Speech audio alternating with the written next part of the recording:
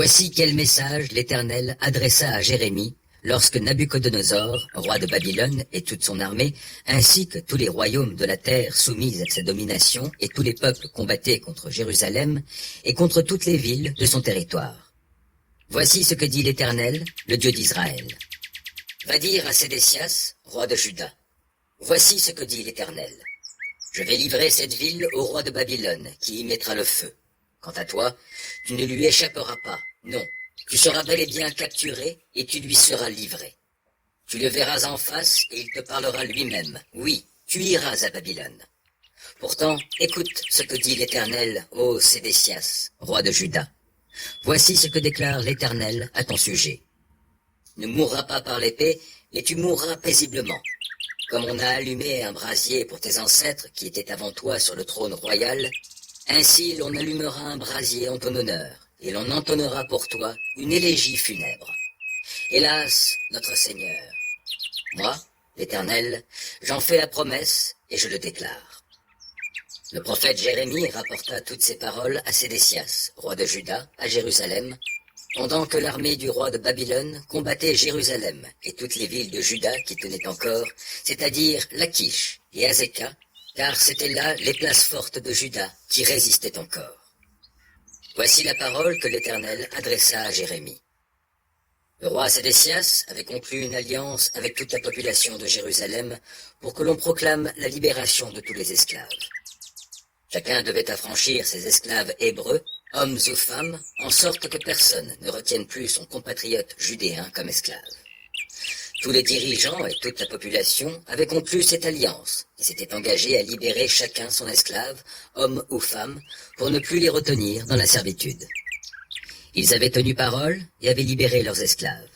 Mais par la suite, ils revinrent sur leur décision et reprirent leurs anciens esclaves, hommes et femmes, qu'ils avaient affranchis pour les soumettre de nouveau à la servitude. C'est alors que l'Éternel adressa la parole à Jérémie en ces termes. Voici ce que déclare l'Éternel, Dieu d'Israël. J'avais moi-même conclu une alliance avec vos ancêtres, quand je les ai fait sortir d'Égypte, du pays où ils étaient esclaves, en leur disant, au bout de 7 ans, chacun de vous laissera partir libre son compatriote hébreu, qui se sera vendu à lui comme esclave. Celui-ci servira pendant 6 ans, et la 7e année, vous l'affranchirez. Mais vos ancêtres ne m'ont pas obéi, ils n'ont pas prêté attention à mes paroles.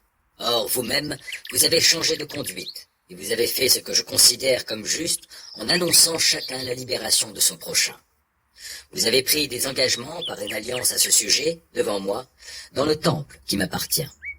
Mais ensuite, vous êtes revenus sur votre parole, et vous m'avez déshonoré, car chacun de vous a repris ses anciens esclaves, hommes et femmes, que vous aviez affranchis, et à qui vous aviez permis de disposer d'eux-mêmes à leur gré.